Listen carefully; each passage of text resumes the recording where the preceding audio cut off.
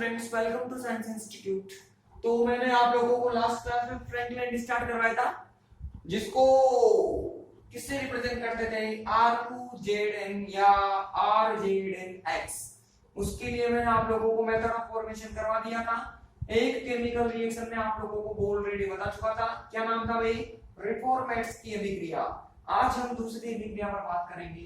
जल से क्रिया करवाना चाहते हैं, किसकी क्रिया में करवाना चाहते हैं भाई, R2ZN की हम रिएक्शन करवाना चाहते हैं वाटर के साथ में।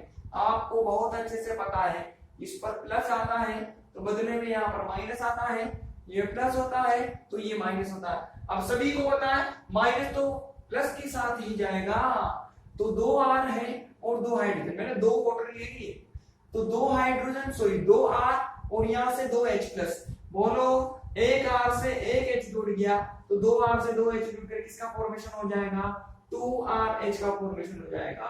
यहां से क्या बचा, OH बचा। कितने OH बचे, 2 OH बचे।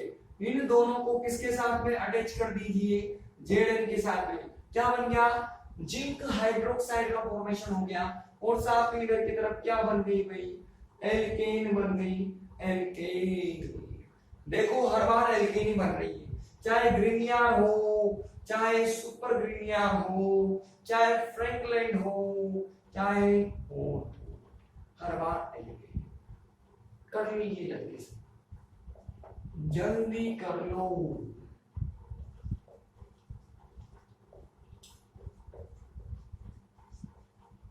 जल्दी कर लो भाई,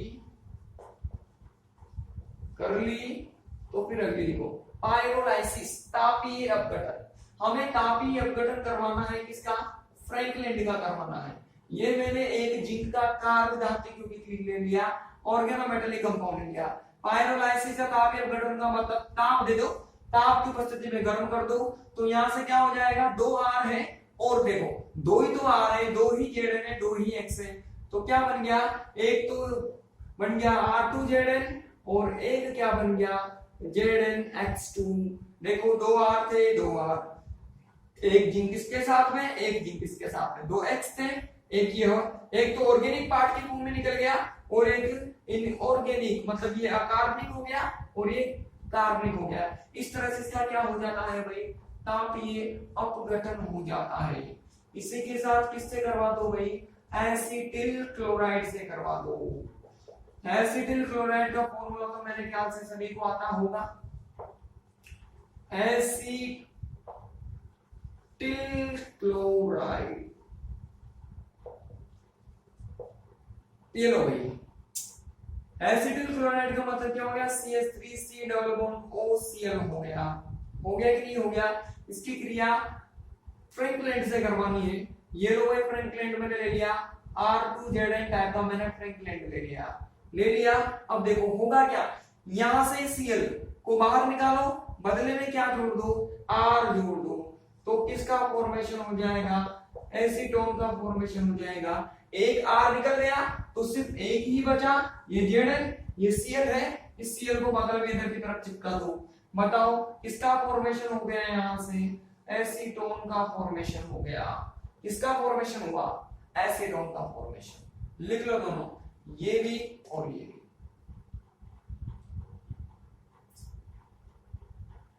जल्दी लिखो,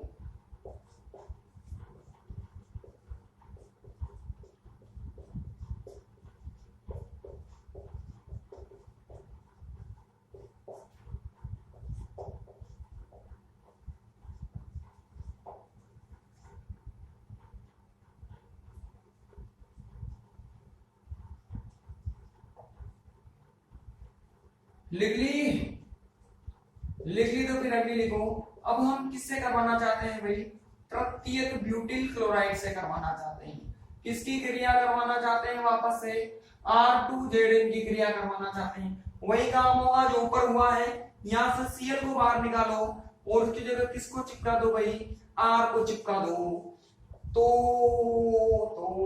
या फिर मैं R को उठाकर क्या कर लूं, CH3 भी कर लूं, तो ये एक क्वेश्चन बन जाएगा। ये पिछले एग्जाम में आया हुआ क्वेश्चन है, प्रीवियस ईयर के अंदर आया हुआ क्वेश्चन है। क्या पूछा था अभी बताऊंगा। यहाँ पर मैंने क्या ले लिया, CH3 ले लिया। अब देखो यहाँ से R को यहाँ पर जोड़ना है, मतलब CH3 को जोड़ना है, तो इस कंडीशन में क्या हो जाएगा CH3 और ये CH3 और यहाँ पर क्या हो जाएगा CH3। अब देखो एक CH3 तो बाहर निकल गया, तो सिर्फ एक ही बचा, ये Zn है, और यहाँ से Cl निकला, इस Cl को बगल में चिपका दो। अरे किसका फॉर्मेशन हो गया, 5 कार्बन है और ये कौन सा ग्रुप है, नियो ग्रुप है, नियो। तो ये क्या बन गई भाई, यहां से नियो पेंटेन बन गई। यही था क्वेश्चन, क्या था कि फ्रैंकलैंड अभिकर्मक की सहायता से नियोपेंटेन का निर्माण कीजिए, form neopentane with help of Frankland reagent. तो इस तरह से आप नियोपेंटेन का फॉर्मेशन कर सकते हो फ्रैंकलैंड से। अब ये जो नियोपेंटेन है इसकी जगह बताओ, यहाँ पर अगर मैं R लेगा, R को बदल बदल कर बहुत सारे एल्केन बना सकते हो आप, तो अनगिनत एल्केन का फॉर्मेशन कर सकते हो। तो कभी कभी ऐसे क्वेश्चन आ जाते हैं, हमने रिएक्शन पढ़ी होती है लेकिन वो उनका एप्लीकेटिव पार्ट पूछ लेता है कि ये बनाओ, वो बनाओ, वो बनाओ, वो बनाओ, फिर हमारी हवा निकल जाती है। इसलिए पहले क्वेश्चन को ध्यान से पढ़ो, हमें कितनी रिएक्शन आती है, हो सकता है उन्हीं में से क्वेश्चन किया गया हो, तो ध्यान से पढ़ा करो, बिल्कुल ध्यान से, तब जाकर आपको क्वेश्चन आने लगेंगे। और भरोसा ना होना तो प्रीवियस ईयर पेपर्स आप लोग उठा के देख लो, इन रिएक्शन या तो रिएक्शन सीधी पूछी जाती है तो बहुत बढ़िया बात है, वरना इनका एप्लीकेटिव पार्ट पूछा जाता है। इन इससे एल्केन कैसे बनाओगे, एथेनॉल कैसे बनाओगे, एसीटोन कैसे बनाओगे, एथेनॉल कैसे बनाओगे, और भी बहुत कुछ। तो अच्छी तरह से आपको क्वेश्चन को पढ़ना है, उसके बाद में आपको करना स्टार्ट करना है, कर लो। ये बन गए नियोपेंटेन, और नियोपेंटेन के बनते ही हमारा फ्रैंकलैंड भी खत्म हो गया।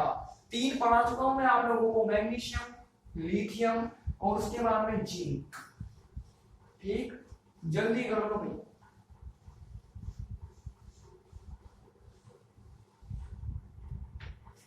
अब लिखो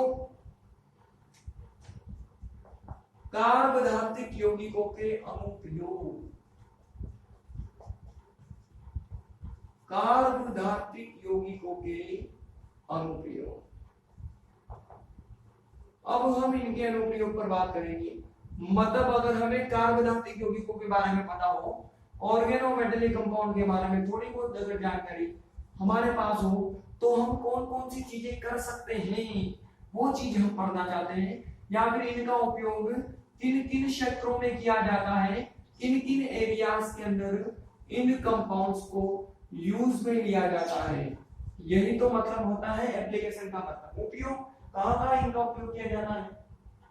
देखो भाई, इनका उपयोग हर एरिया के अंदर किया जाता है। सबसे पहले हम किसके एरिया में पढ़ेंगे भाई, हम पढ़ेंगे चिकित्सा के क्षेत्र में। किसके क्षेत्र में, चिकित्सा के क्षेत्र में या चिकित्सा क्षेत्र में, मेडिसिनल एरिया, मेडिसिनल कर देता हूं या इन मेडिसिन कर लो, मर्जी पड़ेगी कर लो, बस कर लो, मेडिसिनल एरिया है या इन मेडिसिन व्हाटएवर। अब देखो चिकित्सा के क्षेत्र में क्या होगी, जितने भी ऑर्गेनोमेटेलिक कंपाउंड होते हैं उनसे दवाइयां बनती है, मेडिसिन बनती है, उन मेडिसिन का यूज किया जाता है अलग अलग तरह की बीमारियों को या डिफरेंट टाइप ऑफ डिजीज को, डिफरेंट टाइप ऑफ डिजीज की ट्रीटमेंट के लिए आप इनको यूज में ले सकते हो, उनके उपचार में इनका उपयोग कर सकते हो। मैं आपको 3 एग्जांपल यहाँ पर लिखाने वाला हूं। सबसे नंबर 1 एग्जांपल, सबसे नंबर 1 जो औषधि इनके द्वारा बनती है या जो मेडिसिन बनती है उसका नाम है मर्क्यूरोहाइड्रिन। मर्क्यूरो मैं सब लिख दूंगा, फिलहाल सुनो। सबसे नंबर 1 औषधि है मर्क्यूरोहाइड्रिन। ये किससे बनती है, मर्क्यूरो का मतलब मरकरी से बनती है। मरकरी का एक ऑर्गेनोमेटेलिक कंपाउंड होता है, उससे बनाई जाती है मर्क्यूरोहाइड्रिन। और मर्क्यूरोहाइड्रिन का उपयोग किया जाता है एंटीसेप्टिक के रूप में। कहीं किसी जगह चोट लग गई तो वहां पर एंटीसेप्टिक लगाने की जरूरत पड़ती है, प्रतिरोधी जिसे कहते हैं हिंदी में, तो एंटीसेप्टिक लगाने की जरूरत पड़ती है। तो उस तरह के एंटीसेप्टिक बनाने के लिए यूज में लिया जाता है मर्क्यूरोहाइड्रिन को। दूसरी औषधि होती है, सॉरी मैं गलत बोल गया, हाइड्रीन का उपयोग तो जो किडनी होती है ना, उस किडनी की परमिएबिलिटी बढ़ाने के लिए किया जाता है। और अगर आपको एंटीसेप्टिक चाहिए तो फिर आपको किसको यूज में लेना पड़ेगा, मर्क्यूरोक्रोम को यूज में लेना पड़ेगा। ये भी मरकरी का ही है भाई। मरकरी का एक अलग से ऑर्गेनोमेटेलिक कंपाउंड है जिससे बनाया जाता है मर्क्यूरोक्रोम। मर्क्यूरोक्रोम एक मेडिसिन है। इस मेडिसिन का यूज किया जाता है एंटीसेप्टिक के फॉर्म में। और जो मर्क्यूरोहाइड्रिन होती है ना, इस मर्क्यूरोहाइड्रिन का उपयोग किया जाता है जो किडनी होती है, वृक्क जिसे बोलते हैं, किडनी की परमिएबिलिटी बढ़ाने के लिए, उस वृक्क की पारगम्यता बढ़ाने के लिए यूज में लिया जाता है मर्क्यूरोहाइड्रिन का। एक और औषधि होती है आर्सफिनेमिन। ये किसका कंपाउंड होती है भाई, ये तो दोनों तो मरकरी के होते हैं। और एक होती है आर्सेनिक का कार्बोधात्विक यौगिक या आर्सेनिक का ऑर्गेनोमेटेलिक कंपाउंड, जिसका नाम क्या होता है, आर्सफिनेमिन नाम होता है। इसका उपयोग किया जाता है, सिफिलिस नाम की कोई बीमारी होती है, देखो सिफिलिस नाम होता है उसका, स्पेलिंग क्या होती है मैं लिख देता हूं। सिफिलिस नाम की कोई बीमारी होती है, इस बीमारी के उपचार में या इस डिजीज के ट्रीटमेंट में यूज में लिया जाता है आर्सफिनेमिन को। अब ये सारी मेडिसिन है भाई, ठीक है ना, इनका नाम लिखेंगे और इनकी से कौन कौन सी बीमारी व्यक्ति वो लिखेंगे और इनको क्या कर देंगे, हम खत्म कर देंगे। लिखो फटाफट से टॉपिक डालो मेरे साथ। और नंबर 1 लिखना, चिकित्सा क्षेत्र में इन मेडिसिन और मेडिसिनल एरिया। लिखो, कार्बोधात्विक यौगिकों का उपयोग चिकित्सा के क्षेत्र में किया जाता है। कार्बोधात्विक यौगिकों का उपयोग चिकित्सा के क्षेत्र में किया जाता है। ठीक,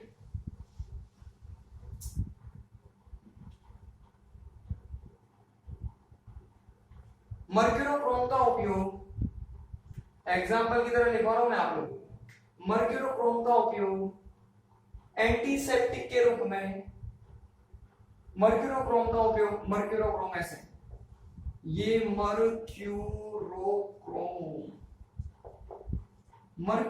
का उपयोग एंटीसेप्टिक के रूप में किया जाता है।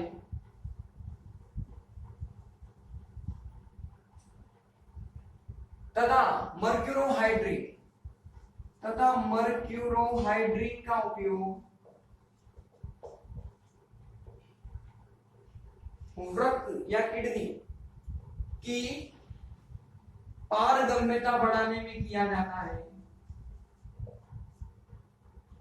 कि पारगम्यता बढ़ाने में किया जाता है। तथा आर्सफिनेमिन का उपयोग, आर्सफिनेमिन का उपयोग सिफिलिस, हिंदी में ऐसे सिफिलिस नामक बीमारी के उपचार में किया जाता है।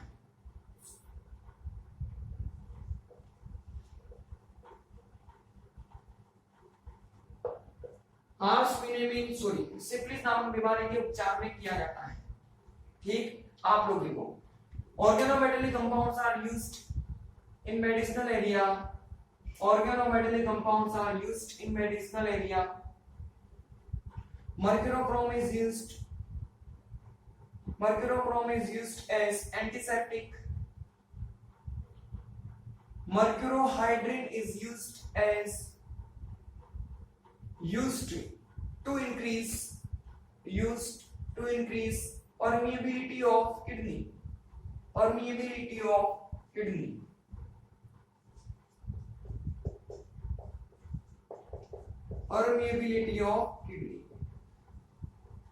Next, arsfinamin is used for treatment of syphilis.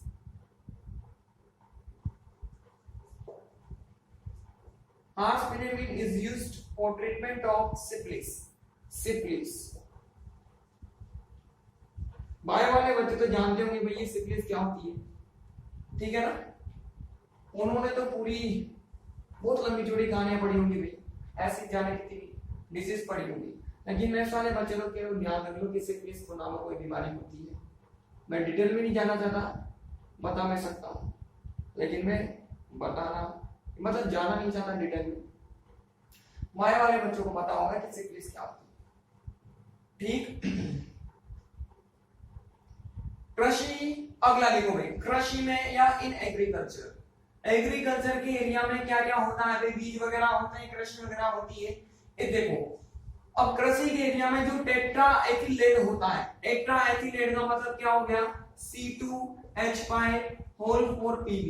Tetra ethyl जो लेड होता है ना, इसका उपयोग किया जाता है बीजों के संरक्षण के लिए। अगर हमें सीड्स का प्रिजर्वेशन करना हो, लंबे समय तक उनको बनाए रखना हो, सड़ने से बचाना हो, या लंबे समय तक बनाए रखना हो, उनका प्रिजर्वेशन करना हो, सुरक्षा करनी हो, तो उसके लिए यूज में लिया जाता है टेट्रा एथिल लेड को। ठीक है, लिखो इसके अंदर। कार्बोधातुक यौगिकों का उपयोग कृषि क्षेत्र में किया जाता है।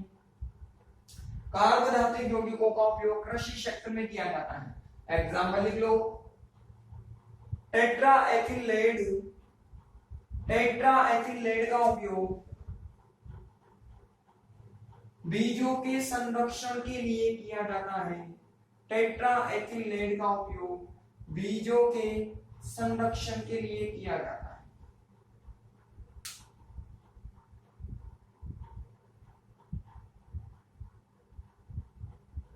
अगला लिखो,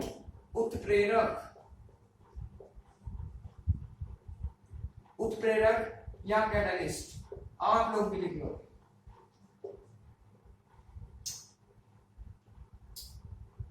लिखो, organometallic compounds are used in agriculture area. In agriculture area,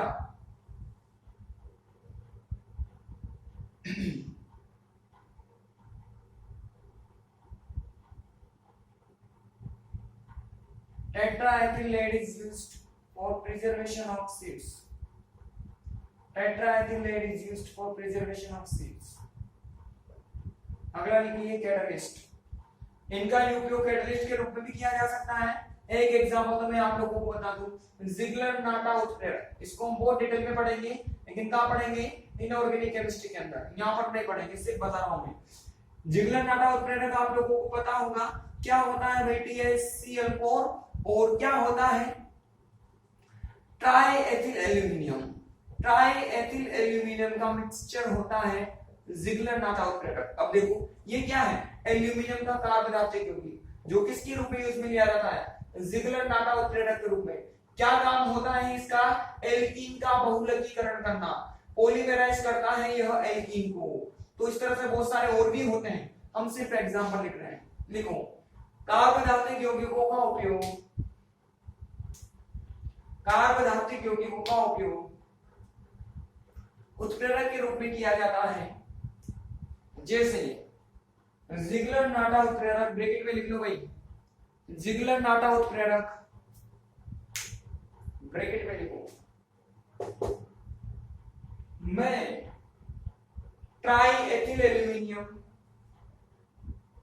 ट्राईएथिल aluminium,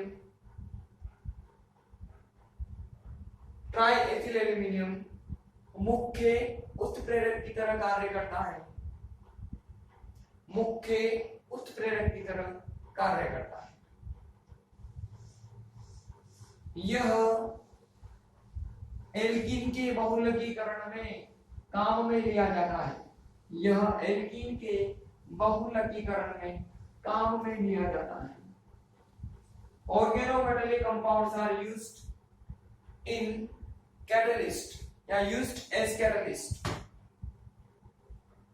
used as catalyst.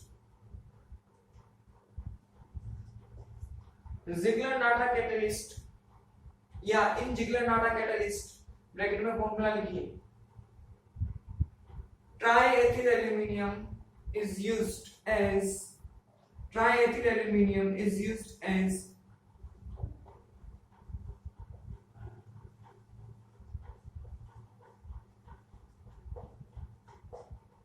principal catalyst, principal catalyst. In physics या भौतिकी में, अब भौतिकी में देखो मशीनें वगैरह आती है, जितनी भी मशीन्स होती है, इंजन्स होते हैं, वो सब कहाँ आते हैं? भौतिकी में। गाड़ियां, मोटर कार सब इसके अंदर फिजिक्स में आती है भाई, ठीक है। तो देखो क्या होता है, जितने भी सिलिकॉन के कार्बनिक यौगिक होते हैं, सिलिकॉन मतलब सिलिकॉन SI, जितने भी सिलिकॉन के कार्बनिक यौगिक होते हैं ना, उनके अलग अलग मटेरियल बनते हैं। जैसे सिलिकॉन तेल बनता है, सिलिकॉन ग्रीस बनता है, ग्रीस देखा होगा आप लोगों ने, चिकना चिकना जो होता है घरों में, तो कहां से होगा? कोई कोई जानता होगा भाई, जो गांव से बिलोंग करता होगा ना, वो जानता होगा ग्रीस को। तो उनके ट्रैक्टर वगैरह हो, तो ट्रैक्टर वगैरह में जैसे इंजन हो, पानी देने वाला पंप होता है ना, तो उनमें वगैरह में काम आता है ग्रीस। फिर भी बहुत सारे बच्चे जानते हो सकता है कुछ नहीं जानते हैं, मैं बता देता हूं। जितनी भी सिलिकॉन के ऑर्गेनोमेटेलिक कंपाउंड होते हैं, उनका सिलिकॉन तेल बनता है, सिलिकॉन ग्रीस बनता है, सिलिकॉन क्रीम बनती है। इन सब के रूप में जिनका उपयोग कहां किया जाता है? मोटर कारों में किया जाता है। जैसे बियरिंग वगैरह में चिकनाहट देनी हो, घर्षण को कम किया, आपको फ्रिक्शन को कम करना हो, घर्षण को कम करना हो, तो फिर वहां पर ग्रीस लगाना पड़ता है, या सिलिकॉन तेल लगाओ या सिलिकॉन क्रीम लगाओ। तो उस एरिया में आप, फिजिक्स के उस एरिया में आप इनको यूज में ले सकते हो।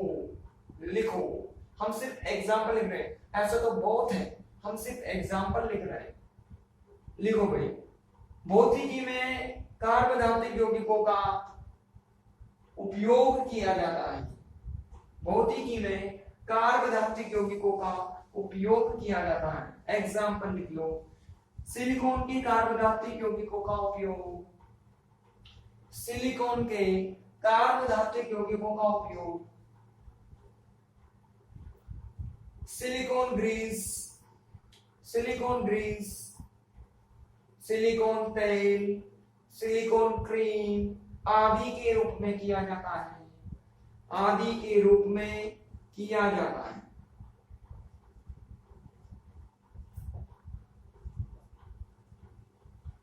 आदि के रूप में किया जाता है। Organometallic compounds are used in physics.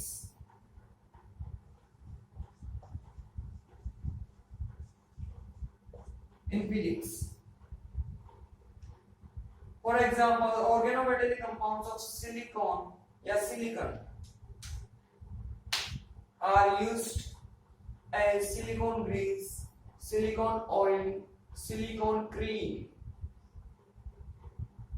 silicon cream। देखो, अनुसंधान में इन रिसर्च, रिसर्च का मतलब जैसे आपको किसी भी कंपाउंड की स्ट्रक्चर पता लगानी हो, रिसर्च तो मतलब वही होता है, आपको कोई नया कंपाउंड डिस्कवर करना हो, किसी आपको कोई अननोन कंपाउंड गिवन किया गया, उस कंपाउंड के आपको स्ट्रक्चर पता लगानी हो, उसका नेम जानना हो, कौन सा कंपाउंड है, ये सारे के साथ, ये जो सारे काम है किसके अंदर आते हैं? स्पेक्ट्रोस्कोपीज में आते हैं, या एक्स किरण विवर्तन के अंदर डिफ्लेक्शन करना हो, व्यतिकरण करना हो, ये सब वो चीजें हैं। तो मैं स्पेक्ट्रोस्कोपी की बात यहाँ पर बताऊंगा आप लोगों को, क्योंकि हमारे केमिस्ट्री में तो वही होती है। अनुसंधान का मतलब आप लोगों को किसी भी कंपाउंड की स्पेक्ट्रोस्कोपी करके उसकी स्ट्रक्चर पता करनी हो, उसका नेम पता करना हो। तो जनरल एग्जांपल है एनएमआर स्पेक्ट्रोस्कोपी, जो मैंने बड़े डिटेल में आप लोगों को पढ़ाई है। बताओ इसमें किसका यूज किया जाता है? टेट्रामेथिलसिलेन टीएमएस का उपयोग किया जाता है संदर्भ यौगिक के रूप में, रेफरेंस कंपाउंड के रूप में इसे यूज में लिया जाता है, जो कि एक सिलिकॉन का कार्बनिक यौगिक है। सिलिकॉन का ये ना, जाने कितनी बार बता चुका हूं मैं, जो कि सिलिकॉन का कार्बनिक यौगिक होता है, सिलिकॉन का ऑर्गेनोमेटेलिक कंपाउंड होता है टीएमएस। लिखो, टेट्रामेथिलसिलेन का उपयोग, टेट्रामेथिलसिलेन का उपयोग एनएमआर स्पेक्ट्रोस्कोपी में, एनएमआर स्पेक्ट्रोस्कोपी में संदर्भ यौगिक के रूप में किया जाता है, संदर्भ यौगिक के रूप में किया जाता है।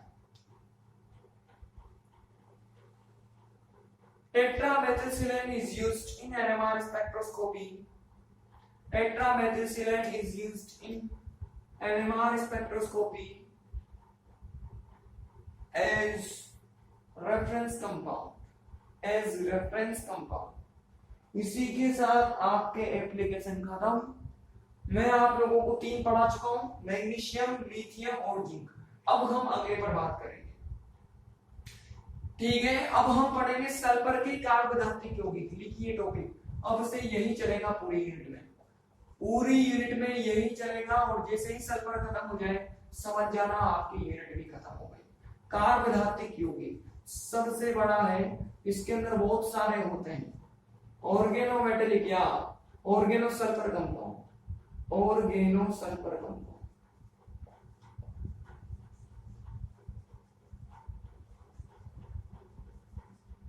ठीक,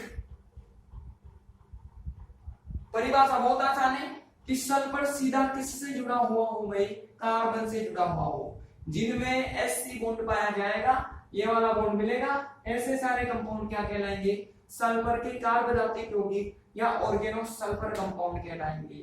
ठीक है, लिखो वे यौगिक जिनमें सल्फर सीधा कार्बन से जुड़ा होता है, वे यौगिक जिनमें सल्फर सीधा कार्बन से जुड़ा होता है सल्फर के कार्बोदत्तिक यौगिक कहलाते हैं। सल्फर के कार्बोदत्तिक यौगिक कहलाते हैं। सल्फर के कार्बोदत्तिक यौगिक कहलाते हैं। For example,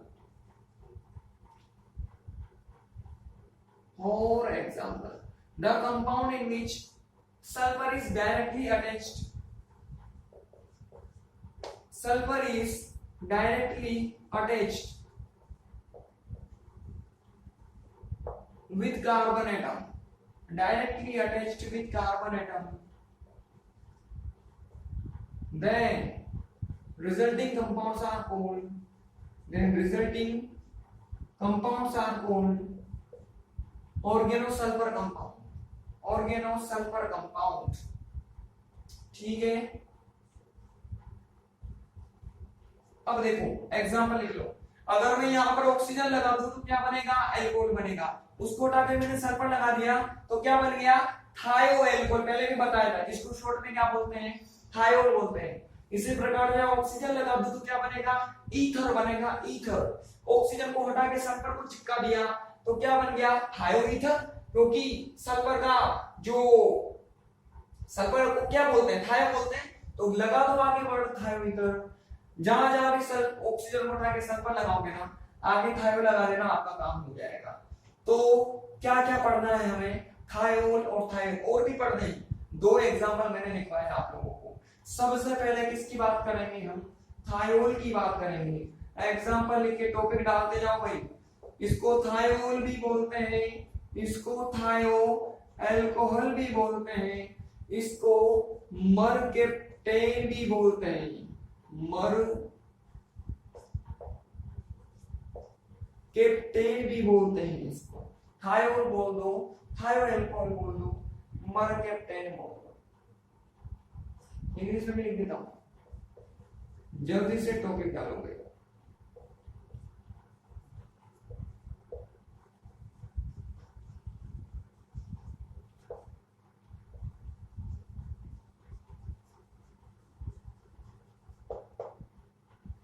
मर्केप्टेन। ठीक, क्या फॉर्मूला होता है भाई, ऐसा फॉर्मूला होता है मर्केप्टेन का। ठीक है, लिखो। जब अल्कोहल की ऑक्सीजन को सल्फर परमाणु से प्रतिस्थापित किया जाता है, तो जब अल्कोहल की ऑक्सीजन को सल्फर परमाणु से प्रतिस्थापित किया जाता है तो बनने वाले कंपाउंड थायो अल्कोहल या मर्केप्टेन कहलाते हैं, या मर्केप्टेन कहलाते हैं।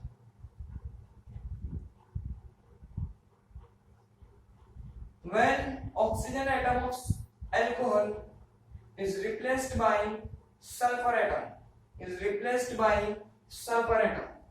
then resulting compounds are called thiol, thioalcohol, mercaptan, thioalcohol और mercaptan। ठीक है भाई। अब देखो हम इसमें सबसे पहले क्या पढ़ेंगे, इनका नामकरण पढ़ेंगे, क्योंकि हमें कुछ नहीं पता इनके बारे में। तो सबसे पहले क्या पढ़ेंगे, इनका नामकरण पढ़ेंगे, नोमेनक्लेचर।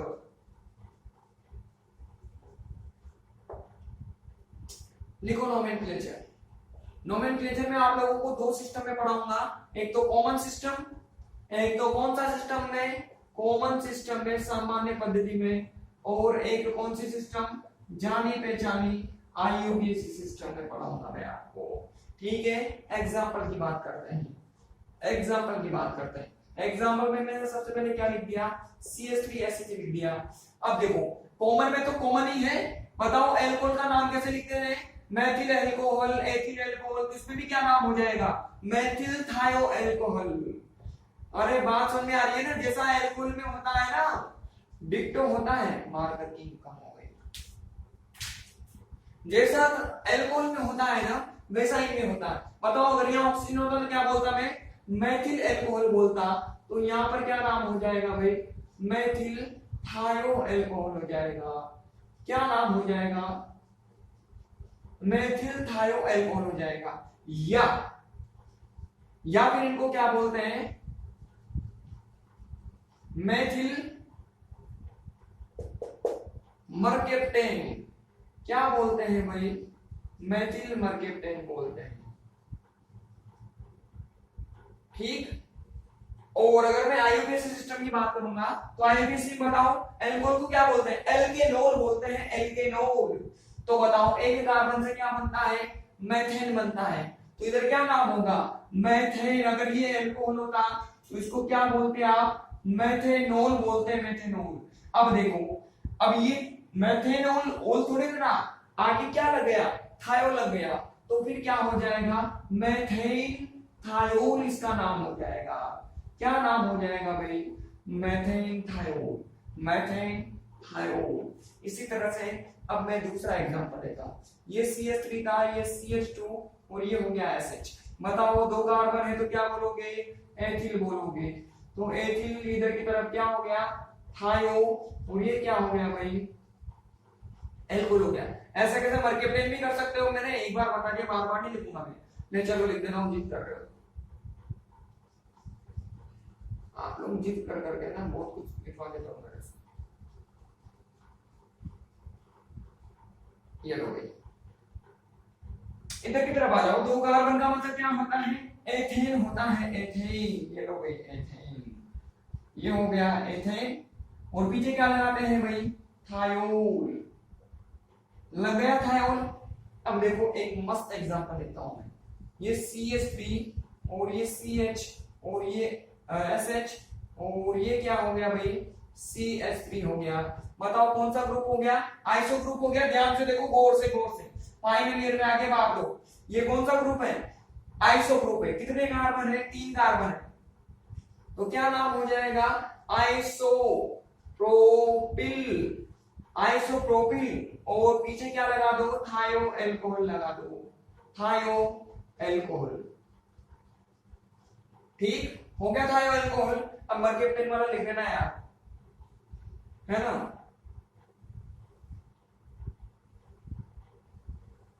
ठीक, अब देखो आईयूपीएसी तो नंबरिंग पर चलती है, ये नंबरिंग कर दो भाई। ये लो भाई, 3 कार्बन का मतलब क्या हो गया, प्रोपेन हो गया, प्रोपेन। ये लो प्रोपेन हो गया, प्रोपेन। अब बताओ थायो तो है लेकिन कितनी पोजीशन पर है, सेकंड पोजीशन पर है, तो पीछे क्या लगा लिखोगे, 2 थायो लिखोगे। अरे एल्कोहल में ऐसा ही तो करते थे, प्रोपेन 2 ऑल लिखते थे, ऑल को हटाओ और क्या लगा दो, थायोल लगा दो, तो आईओबी से कन्वर्ट हो जाएगी। बोलो इस तरह से नाम लिख सकते हो कि नहीं लिख सकते, लिख लो फटाफट से, नामकरण डालो और जल्दी लिख लो भाई, जल्दी से लिख लो, जल्दी से लिख लो।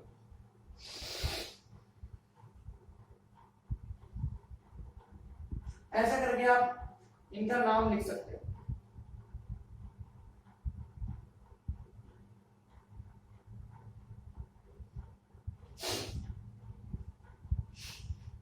हो गया, मिटा दूं।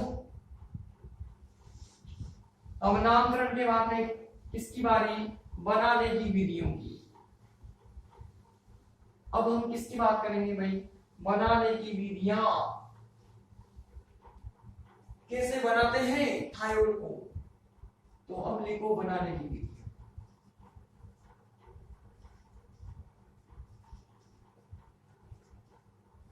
मेथड्स ऑफ, इसमें भी इंक गई।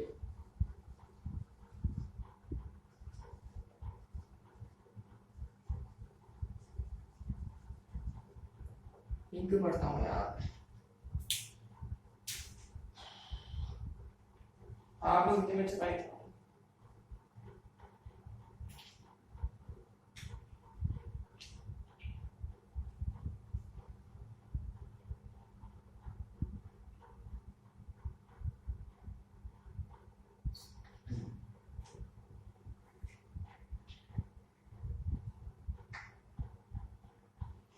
जल्दी करो भाई, छपाई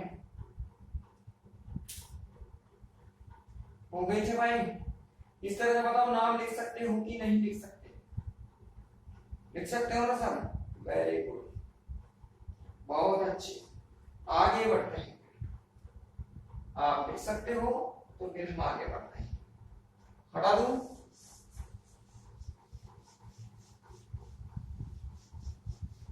अब लिखूं। बनाने के लिए दिया मेथड्स ऑफ फॉर्मेशन। सबसे पहले हम इनको बनाना चाहेंगे किसकी सहायता से? एल्किल हैलाइड से। एल्किल हैलाइड, ठीक।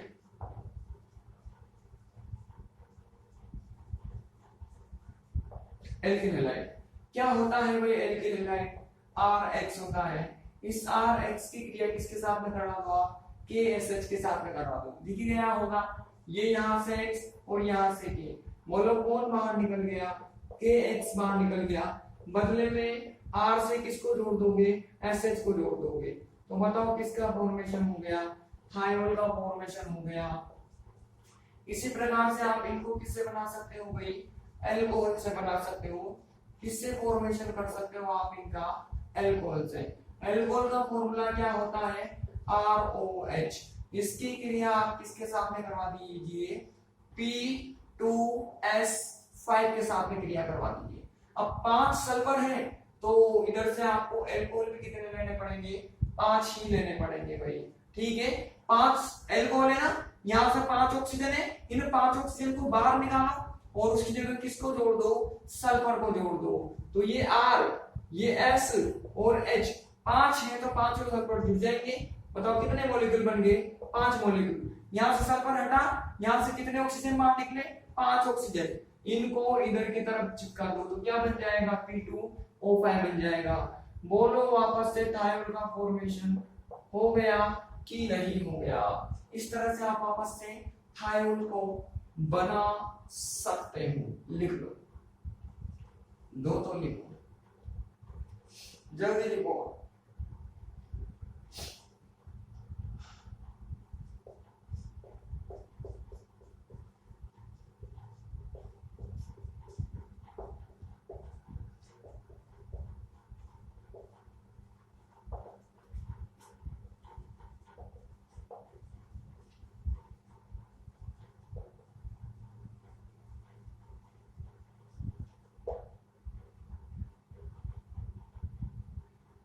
हो गया? अगला लिखो, डाई एल्किल डाइसल्फाइड से। फॉर्मूला बहुत आसान है। डाई एल्किल का मतलब 2 एल्किल ग्रुप, सल्फाइड का मतलब तो ऐसे ही होता है। ये लो भाई सल्फाइड जोड़ दिया। बोलो डाई एल्किल डाइसल्फाइड बन गया कि नहीं बन गया? इसका आपको क्या करवाना है? अपचयन करवाना है, रिडक्शन करवाना है। किसकी उपस्थिति में करवाना है भाई इसका रिडक्शन? निकल सल्फाइड की उपस्थिति में इसका रिडक्शन करवा दो। हल्का सा गर्म कर दो। गर्म करोगे तो यहां से बॉन्ड ब्रेक करेगा, 2 हाइड्रोजन है, एक इस पर जोड़ दो, एक इस पर जोड़ दो। अगर मैं सल्फर से हाइड्रोजन जोड़ूंगा तो RSH बनेगा, 2 है, एक इधर की तरफ एक इधर की तरफ। तो कितने मॉलिक्यूल बन जाएंगे भाई थायोल के? 2 मॉलिक्यूल बन जाएंगे। तो वापस से थायोल का फॉर्मेशन हो गया कि नहीं हो गया? अब हम आगे किससे बनाएंगे भाई? एल्कीन से बनाएंगे। एल्कीन से। एल्कीन का फॉर्मूला तो मेरे ख्याल से सभी को पता होगा। ये लो भाई नॉर्मल फॉर्मूला लिख देता हूं मैं। ये मैंने एक एल्कीन ले ली। इस एल्कीन की क्रिया आप किसके साथ में करवा दो भाई? H2S के साथ में करवा दो। H2S को मैं ऐसे लिख दूं तो मेरे ख्याल से किसी बच्चे को दिक्कत होनी नहीं चाहिए, ठीक है। इसकी ये जो H2S है किसकी उपस्थिति में क्रिया करता है भाई? ये जिंक प्लस H2 SO4 की उपस्थिति में क्रिया करता है। ये दोनों कैटलिस्ट की तरह काम करते हैं, उत्प्रेरक की तरह काम करते हैं। यहाँ पर किसका नियम लगेगा? मार्कोनिकोव का नियम लगेगा। अब आप जानते हैं प्लस होता है तो ये क्या होगा? माइनस। मार्कोनिकोव क्या कहता है कि SH को कहाँ जाना चाहिए? CH पर जाना चाहिए, क्योंकि नेगेटिव पार्ट वहां पर जाता है जहां पर हाइड्रोजन परमाणु कम होते हैं। तो ये SH और इधर की तरफ क्या बन जाएगा भाई? CH3 बन जाएगा। अगर मैं कोई दूसरी एल्कीन ले लूं, जैसे कि मैंने इस बार अलग एल्कीन ले ली, अलग का मतलब मैंने कुछ इस प्रकार की एल्कीन ले ली मैंने एल्कीन, इसकी क्रिया करवा दो वापस से H2S से, ठीक है। अब देखो यहां पर आपको जिंक भी लेने की आवश्यकता नहीं है, क्योंकि इसकी रिएक्टिविटी बढ़ चुकी है। देखो इधर की तरफ जाएगा तो यहाँ पर कार्बोकेटाइन बनेगा, वो कार्बोकेटाइन इस वाले कार्बोकेटाइन की तुलना में ज्यादा स्टेबल है। ये वाला कार्बोकेटाइन इसके कंपेयर में मोर स्टेबल है। इसमें से जिंक को हटा दो, केवल क्या लेने की जरूरत है? आप लोगों को H2SO4 लेने की जरूरत है। H2SO4 होगा तो वही ये H प्लस और ये माइनस। SH कहाँ जाएगा भाई? इस वाले कार्बन पर, इस वाले कार्बन पर जाएगा तो आपको प्रोडक्ट कुछ इस प्रकार का मिलेगा। ये SH और ये CH2 था ही सही, एक और हाइड्रोजन यहाँ पर आ जाएगा। बोलो बन गया कि नहीं बन गया? अब इनका नामकरण कर दो, ये तो हो जाएगा प्रोपेन 2 थायोल, और ये क्या हो जाएगा? 1 2 3 2 मेथिल प्रोपेन 2 थायोल भी देंगे नाम अभी। इस तरह से आप एल्कीन से और डाई एल्किल सल्फाइड से बना सकते हो। लिख लो फटाफट, मैं नाम लिखता हूं।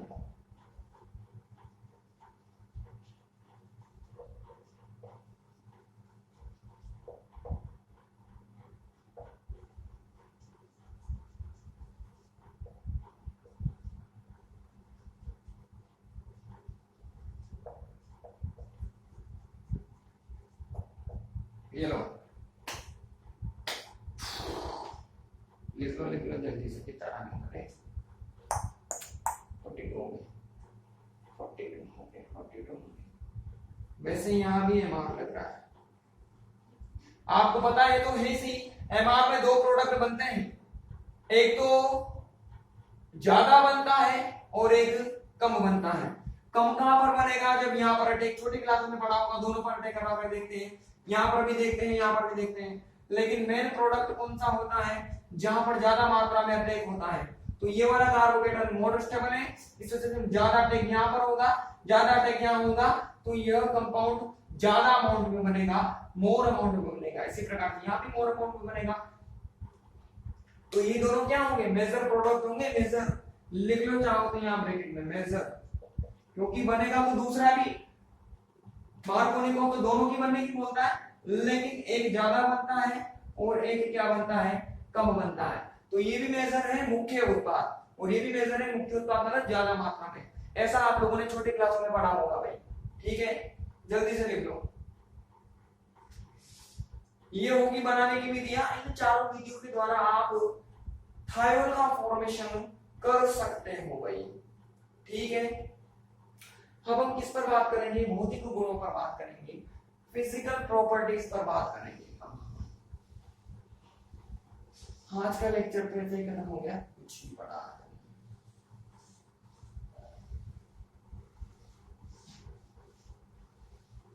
फिजिकल प्रॉपर्टीज 42 तो होंगे, क्या पढ़ाऊंगा? छोड़ो ऐसे कल ही पढ़े।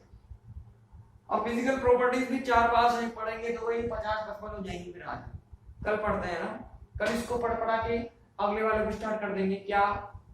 थायो ईथर स्टार्ट कर देंगे भाई हम, ठीक है। कल मिलते हैं। कोई दिक्कत हो कमेंट करना भैया। आज क्या हो गया? सैटरडे। कमेंट करना कोई दिक्कत हो, ठीक।